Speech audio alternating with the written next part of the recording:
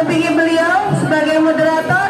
Itu setiap harinya pasti ada aja daftar baru tentang kegiatan-kegiatan beliau.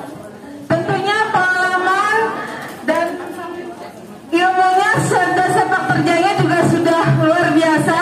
Makanya beliau senantiasa ingin terus memberikan atau berbagi pengalaman, berbagi ilmunya kepada kita semua.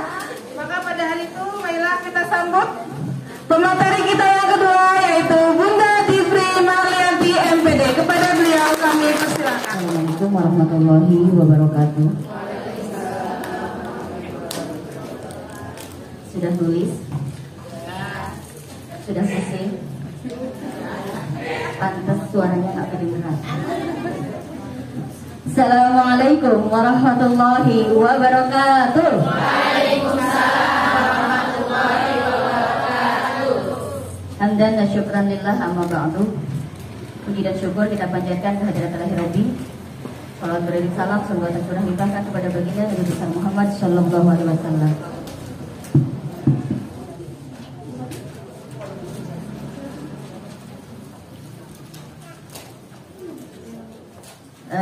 Yang saya banggakan teman-teman panitia apa pengurus ini yang baju biru DPK FKPK Kecamatan Cidahu yang mudah-mudahan dirahmati Allah, dan yang saya banggakan teman-teman seluruh peserta baik dari instansi FKPK, FKTT, IPAUDI, IGRA, IGTKI, dan dari majelis taklim yang mudah-mudahan dirahmati Allah.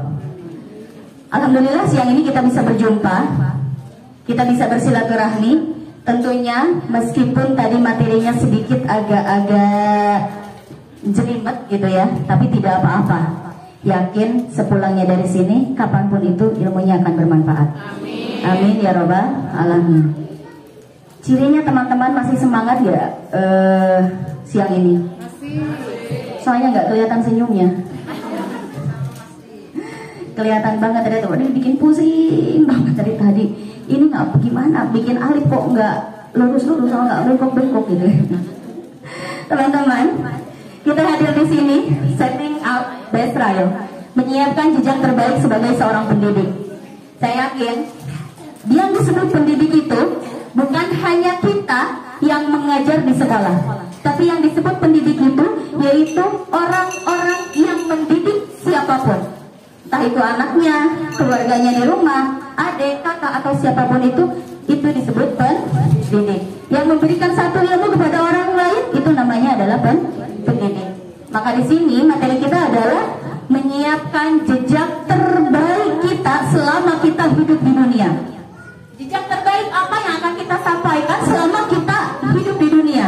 Jejak terbaik apa yang akan kita titipkan kepada orang-orang setelah kita selama kita hidup di dunia? Teman-teman, kenapa saya menyiapkan mengambil materi tentang jejak terbaik?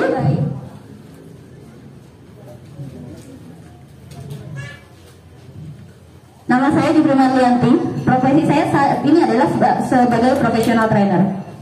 Kenapa saya memilih profesi sebagai professional trainer?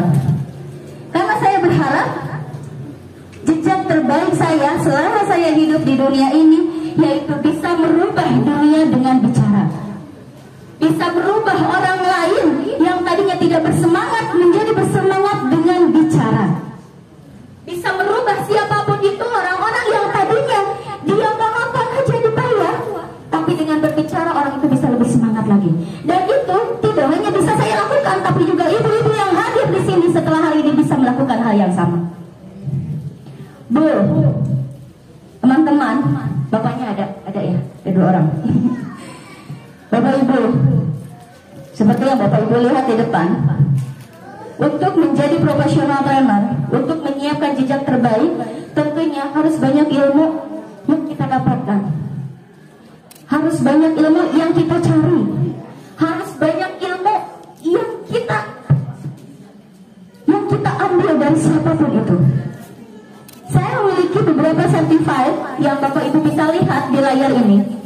Pak, Bu, certified yang saya dapatkan yang dilihat di layar ini itu tidak ada yang dengan HTM di bawah 1 juta. professional trainer. Jika kita membayar HTM-nya, yaitu dianggap 12.500.000, baru kita bisa mengikuti training professional trainer. Spiritual Counseling Center. Kita baru bisa ikut Spiritual Counseling Center kalau kita bisa membayar 50 juta. Seharga S2. Karena di dalamnya apa? Melatih untuk menjadi konselor. Silent mental listening, inner child therapy, gestalt therapy, character building, family therapy itu di angka 5.500.000. Dan dulu Pak, saya mengikuti semua training ini tanpa bayar. Saya ikuti program beasiswanya. Kenapa? Karena saya tahu dengan bayar saya nggak mampu. Tapi saya ingin memberikan yang terbaik untuk semua orang. Saya ingin berbagi ilmunya untuk semua orang. Maka saya berusaha semampu saya. Bagaimana caranya saya bisa ikut training ini tapi tanpa berbayar. Dan itu bisa Bapak dan Ibu lakukan juga. Ditanya teman-teman yang sudah bersama-sama saya di Academy Trainer, itu luar biasa. Kalau kita mau ikut-ikut kelas-kelas ini, berbayarnya itu mahal. Mahal itu buat kita yang nggak punya uang, tapi buat yang punya uang itu murah dibanding dengan ilmu yang akan mereka dapatkan. Kenapa saya memilih ini? Saya tahu Tuhan mengikuti kelas ini karena saya ingin menyiapkan jejak terbaik saya selama saya hidup di dunia, yaitu memberikan kemanfaatan untuk orang banyak. Pak, Bu, kamu tidak bisa memilih seberapa lama kamu akan hidup, tapi kamu bisa memilih seberapa baik kamu akan hidup. Sekali lagi, teman-teman, Anda tidak bisa memilih seberapa lama Anda akan hidup, tapi Anda bisa memilih seberapa baik Anda akan hidup. Kita nggak bisa memilih. Kita akan hidup sampai hari ini, besok, lusa, bulan depan, tahun depan, atau kapan. Tapi kita bisa memilih selama saya hidup saya akan melakukan apa. Saya akan melakukan hal terbaik apa selama kita hidup di dunia. Kita tidak bisa memilih seberapa panjang kita hidup. Bu, pria ini loncat dari jembatan Suhud. Padahal dia pernah gagal bunuh diri di tempat yang sama. Dan pencobaan bunuh diri yang kedua gagal lagi.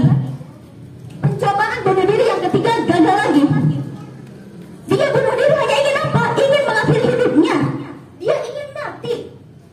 Tapi Bapak dan Ibu tahu, kita tidak bisa memilih seberapa panjang kita akan hidup. Seberapa hebatnya pun kita memilih untuk mati, kalau Allah belum takdirkan mati, nggak akan mati. Allah, saya udah capek. Hidup saya gini-gini aja. Kalau memang saya harus begini terus, ya Allah matikan saya. Allah bilang jangan dulu. Kamu masih bisa. Kamu masih kuat. Kamu masih bisa melakukan yang lebih dari ini. Seberapa hebatnya pun orang mencoba mati, kalau Allah belum takdirkan tidak akan mati. Paham belum? Kita nggak bisa memilih sampai seberapa lama kita akan hidup. Pak, Bu. Tapi kita bisa memilih kok. Memilih seberapa baik hidup yang akan kita jalani. Gambar yang Ibu Bapak lihat di depan adalah siswa-siswa SMK penerbangan. Anak-anak yang masuk ke SMK penerbangan adalah anak-anak terbaik, anak-anak berprestasi, anak-anak yang hebat, masa depannya cerah, sudah tidak diragukan lagi karena sudah dijamin oleh pemerintah. Tapi ada satu hal, satu kejadian yang bisa menjadikan motivasi untuk kita semuanya. Seberapa baik kita memilih untuk hidup. Satu anak mahasiswa SMK penerbangan ini, suatu hari dia akan lulus wisuda. Dan pastinya semua orang yang lulus wisuda itu masa depannya cerah. Gurunya memberikan kesempatan kepada semua anak untuk pulang terlebih dahulu ke rumahnya sebelum besoknya mereka akan wisuda. Satu anak itu pulang ke rumahnya. Ayahnya adalah seorang petani. Ibunya dia pedagang kue-kue kecil. Satu sore ibunya mengatakan seperti ini, "Nak, Ibu ada pesanan kue. Kamu siap nggak mengantarkan pesanan kue ini kepada tetangga sebelah?" Bukan tetangga sebelah, tetangga kampung sebelah. Anak itu bilang, "Nggih Bu, mangga." Dia orang Jawa. Anak itu ambil kuenya. Dia nyalakan motornya. Ketika ketika dia sudah menyalakan motornya, ibunya bilang, "Nak, kue ini adalah makanan yang cepat basi. Jadi tolong antarkan kue ini secepatnya. Jangan kemana-mana dulu. Jangan mampir dulu. Kue ini harus langsung diantarkan kepada pemiliknya." Anak itu bilang, "Ibu." Jalanlah anak itu. Qadarullah, Bapak Ibu, di tengah perjalanan hujan deras. Di tengah perjalanan hujan yang sangat deras. Kira-kira kalau kita lihat hujan deras seperti itu di mana, Bu? Minggir, betul nggak? Anak itu pun minggir sejenak. Tapi dia teringat akan pesan ibunya. Kata ibu saya, kue ini cepat basi kalau nggak diantarkan. Dia berpikir, bagaimana ini? Lalu dia membungkus makanan itu dengan jas hujannya. Dia berangkat naik motor itu tanpa menggunakan jas hujan. Dia basah-basahan, padahal hujan sangat deras. Dia berangkat mengantarkan kue itu, dan qadarullah lagi, di tengah perjalanan dia bertemu dengan truk dan motornya terlindas. Bu, ketika motornya terlindas, anak itu terlempar. Dia masih hidup, tapi yang bawa mobil hanya melihat sejenak saja. Dia jadi korban tak berlari. Dibawalah anak itu ke rumah sakit. Sampai di rumah sakit dia bertemu dengan ibunya. Bapak Ibu tahu apa yang anak itu katakan? Satu kata, padahal dia sudah sekarat. Dia bilang sama ibunya, "Bu, ridhoi saya, maafkan saya karena amanahnya tidak tersampaikan." Sudah sekarat seperti itu, dia masih ingat amanah yang disampaikan oleh ibunya. Artinya apa? Dia tetap memilih berkhidmah pada orang tuanya, bahkan sampai di sisa umurnya. Itu adalah pilihan. Dan Bapak Ibu tahu, usianya baru 15 tahun. Anak itu bernama Taufik Hidayat. Dia memilih berkhidmah pada orang tuanya sampai di akhir kehidupannya. Dan sampai sekarang, anak itu jadi motivasi, dibawakan oleh motivator-motivator ketika membawakan motivasi di sekolah-sekolah. Luar biasa. Dia memang umurnya tidak lama, tapi dia bisa memberikan yang terbaik untuk orang-orang setelahnya. Diingat terus. Padahal dia bisa memilih loh untuk umur panjang. Dia nggak mengantarkan kue itu, betul. Tapi qadarullah, Allah ingin membuktikan dengan anak ini kita bisa memilih jejak terbaik yang akan kita berikan kepada orang-orang setelah kita. Dan ada lagi, kita tidak bisa memilih ya seberapa panjang umur kita, tapi kita bisa memilih seberapa baik hidup yang kita jalani. Kakek ini berusia 105 tahun. 105 tahun, Bu. Kalau kakek-kakek di kita gimana, Bu? Udah gak kenal cucunya ya. Nah, kakek ini bernama Hidekichi Miyazaki. Pria berusia 105 tahun, tapi menduduki posisi pelari tercepat. Bagaimana tidak? Beliau mampu tuntaskan lintasan 100 meter dalam kurun waktu 42,22 detik. Keren gak, Bu? Ada di sini yang berani nandingin. Kita lari dari sini ke sana aja, ngejar angkot. Sampai di angkot gimana? Gitu ya.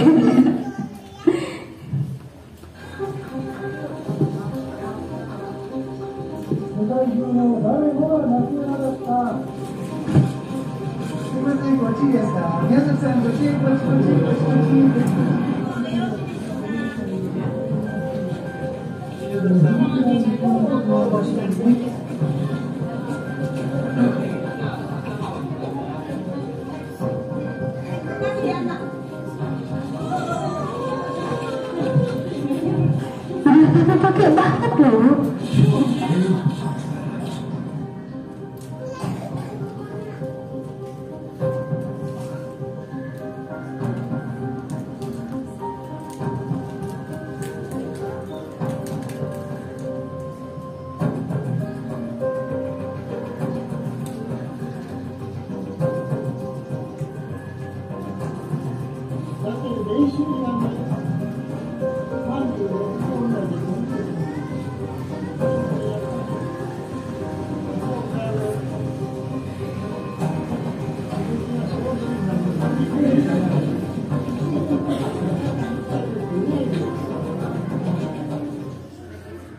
ambil hikmah dari video ini, Bu. Dia bilang, ketika wartawan tanya, kenapa? Kamu sudah umur 105 tahun, kenapa masih mengikuti turnamen ini? Dia bilang apa? Karena saya ingin memberikan warisan terbaik untuk orang-orang setelah saya. Bahwa apa? Meskipun umur kita sudah tua, bukan berarti kita tidak bisa memberikan kemanfaatan pada semua orang. Keren banget ya, Bu? Kita yang lahir sampai sekarang udah memberikan apa kita sama orang-orang di sekeliling kita? Nyinyirin tetangga, nyinyirin sesama pengajar, nyinyirin sekolah sebelah. Capek banget, Bu. Yang baik apa? Tuai prestasi. Kakek ini aja 105 tahun loh, Bu. Karena saya sayang, hidup saya Allah kasih sampai 105 tahun. Tuhan kasih sampai 105 tahun katanya. Kalau saya nggak manfaatkan, sayang banget. Dan kita, orang-orang yang ada di sini, yang notabene adalah sebagai seorang pendidik, akan memberikan apa kita kepada orang-orang setelah kita nanti? Sudah siap kita memberikan yang terbaik kepada orang-orang setelah kita nanti? Pak Bro, humanis. 4 kebutuhan manusia. Untuk hidup, dia butuh badan yang sehat. Untuk mempelajari banyak hal, dia butuh pemikiran yang kuat. Untuk cinta, dia butuh hati yang sehat. Dan untuk meninggalkan warisan, dia butuh jiwa yang sehat.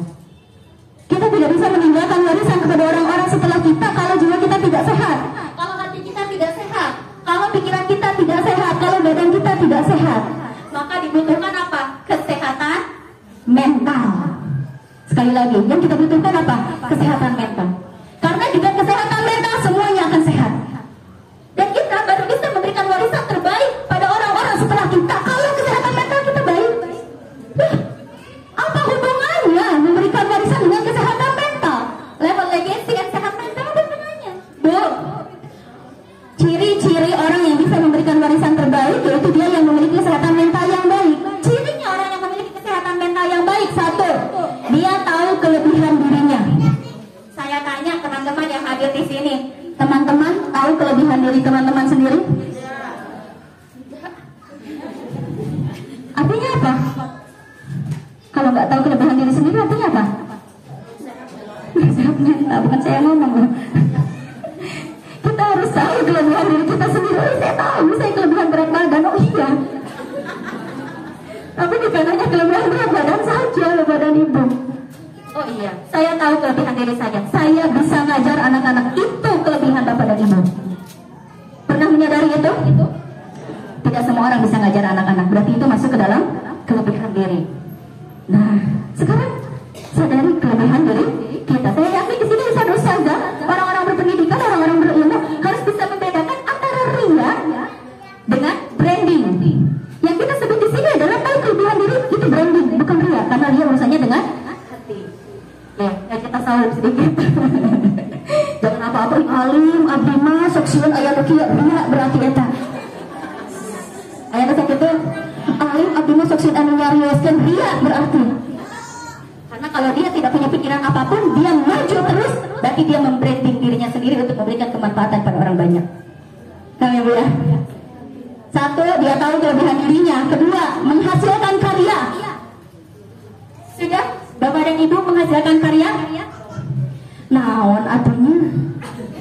Bapak Ibu aja bingung karyanya Bapak Ibu apa? Bisa bikin kue, karya itu. Bisa masak sayur asap, karya itu. Betul nggak? Dan karya yang terpenting yang harus kita berikan sebagai seorang pendidik adalah akhlak yang baik. Yuk, Bu seneng nggak sih kalau punya anak suka ngomongin orang? Seneng nggak sih kalau punya murid suka ngomongin orang? Enggak. Ibu suka ngomongin orang nggak? Berarti itu karya yang dihasilkan dari gurunya. Hati loh. Bu, senang gak sih kalau punya murid dia pengen menang sendiri? Enggak ya? Kadang-kadang ibu suka pengen menang sendiri gak? Berarti itu karya yang dihasilkan dari gurunya juga. Alah, iya ini. Ternyata banyak karya anak yang dihasilkan oleh kita sebagai pendidiknya. Maka mulai sekarang berikan karya terbaik, yaitu dengan cara apa? Memberikan karakter yang baik. Itu aja. Gak usah cari-cari karya saya apa. Capek tuh. Karya saya senyum sama orang lain. Tuh pas datang ke sini, lihat para pengurus atau trainer di sini gini aja. Pas masuk ke sini, ibu-ibu, tolong ya duduknya dirapikan. Kira-kira itu betah nggak di sini? Kabur saya yakin. Nah, makanya kamu yang terbaik itu apa? Berikan budi pekerti yang baik. Mampu mengatasi tekanan. Orang dengan ciri sehat mental dia yang mampu mengatasi tekanan. Dimarahin kepala sekolah, alhamdulillah. Ditegur kepala sekolah, oh iya bu, alhamdulillah saya memang salah, tapi baiknya gimana ya? Ditegur kepala sekolah, mau ayang-ayang dari kasar dolar kita gitu itu kurang lah. Ayah gitu, aduh, ayat dewan. Mampu mengatasi tekanan. Tekanan itu tidak hanya dari atasan, dari suami, dari anak-anak, dari orang-orang di sekitar kita. Kita ada di masyarakat, tentu tekanannya lebih banyak, betul nggak? Betul. Dari kanan, dari kiri, ngaji di situ mah, jangan ngaji di situ. Lulusannya juga nggak tahu dari mana. Pindah, anak-anak yang di sana mau pintar-pintar ngajinya langsung down. Aduh, gimana ya? Kita itu harus kayak gimana dong? Tuh anak pindah lagi ke sekolah sana. Kayak aja bu. Dia anak pindah ke sana itu sudah Allah takdirkan, berarti anak kita akan lebih baik dididik oleh sekolah yang sana. Paham bu? Sedikit atau banyak murid kita itulah akan Allah mintai pertanggungjawaban di akhirat nanti. Mau banyak atau mau sedikit pertanggungjawabannya? Sekali lagi, pertanggungjawabannya mau sedikit atau mau banyak? Muridnya mau sedikit atau mau banyak? Murid banyak, ya pertanggungjawabannya lebih banyak. Murid sedikit, pertanggungjawabannya lebih sedikit. Kita aneh. Tanggung jawabnya pengen sedikit, tapi muridnya pengen banyak. Panggil yang saha. Kenapa saya bilang begini? Karena sekarang krisis. Sekolah dengan sekolah saling bersaingan. Emang gak boleh saingan? Boleh bersaing, tapi bukan berarti melebahkan lembaga lain. Sekali lagi, bersaing bukan berarti melemahkan lembaga lain. Bersaing itu adalah membranding lembaga kita sendiri. Gak usah ngomongin lembaga orang lain. Pun di abdi mah kieu pak di teh ayahnya nu sakola teh kieu. Nah dan di rumah cenah sahur nama kieu ngapain? Kalau pihak ke saya kayak gitu saya ketawain. Berarti kita tidak bisa membranding sekolah kita sendiri. Ngapain harus membandingkan dengan sekolah orang lain? Paham bu? Ngapain harus membandingkan dengan pengajian orang lain? Branding diri kita sendiri, tingkatkan kualitasnya. Lanjut lagi, berkontribusi untuk sekitar. Berkontribusi tidak hanya dengan materi, tidak harus dengan materi kalau kita nggak punya. Kontribusi dengan pikiran kita. Kontribusi dengan apa yang kita bisa. Kontribusi dengan tenaga kita. Kontribusi itu untuk siapa? Untuk semua orang yang ada di sekeliling kita, untuk masyarakat, untuk keluarga kita, untuk semuanya. Berikan yang terbaik bahwa kita peduli pada mereka. Wah, ilah berlegasi. Kenapa harus meninggalkan warisan?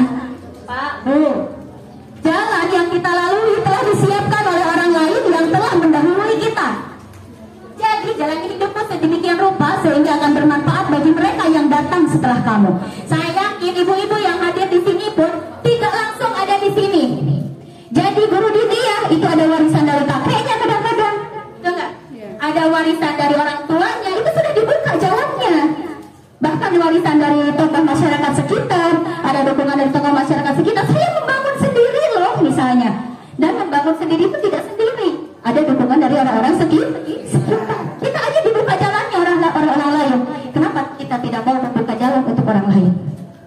Maka tinggalkan warisan terbaik kita.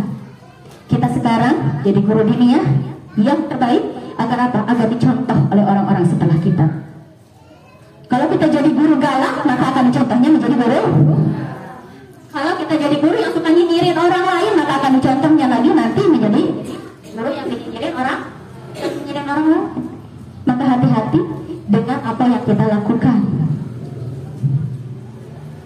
Nah, satu hal yang perlu dipersiapkan sebagai pendidik, yaitu tinggalkan warisan terbaik yang berdampak di lembaga, di organisasi, atau di peran-peran kita yang kita jalankan masing-masing, sebagai ibu, sebagai kakak, sebagai adik, sebagai anak. Berikan warisan terbaik untuk orang-orang di sekeliling kita. Jadi warisannya jangan seperti ini. Kita masuk satu organisasi, ada kelas misalnya, ada kelas dengan sesama organisasi lagi. Warisan yang kita berikan kepada mereka adalah abdi mati rawaseun tos coba keluar di dieu teh. Jadi engke ngawariskeun naon penuh. Aya anu gitu. Bentar-bentar keluar, bentar-bentar mundur. Aku nonton rumaos tetiasana naon bade mundur we. Keur mah tetiasana naon mundur deh. Justru karena kita tidak bisa apa-apa, makanya pupuk pahalanya. Dengan bergabung di sana kita bisa memberikan kebaikan lebih banyak. Dan kita berharap Allah itu pahalanya pun lebih banyak untuk kita. Udah ilmu kita tidak sedikit, itu yang bilang berarti mah tetiasana naon, artinya ari tetiasana naon masuk atau belajar. Ya ari tetiasana naon atau mundur atau justru ada di sini kita wadahnya untuk belajar. Oh ya Bu ya. Ada yang suka gitu Bu? Ada yang suka cepat pengen mundur. Abdi mah da teka anggur ke kepala sekolah entos we bade mundur. Apalagi kalau ekspektasi kita adalah gaji cuma sedikit. Kok yang itu mah dikasihnya gede, yang ini mah enggak. Itu tanya sama diri sendiri. Dia dikasih gede kenapa? Apakah masanya sudah lama atau dia kerjanya lebih banyak? Lah kita tanyakan pada diri sendiri. Kalau kita mau dihargai lebih banyak, maka hargai diri kita sendiri oleh kita. Berikan yang terbaik. Kalau kita bisa datang ngajar, duduk, ngasih tugas, pulang, ya gimana kepala sekolah mau sayang? Betul nggak? Jadi berikan warisan terbaik.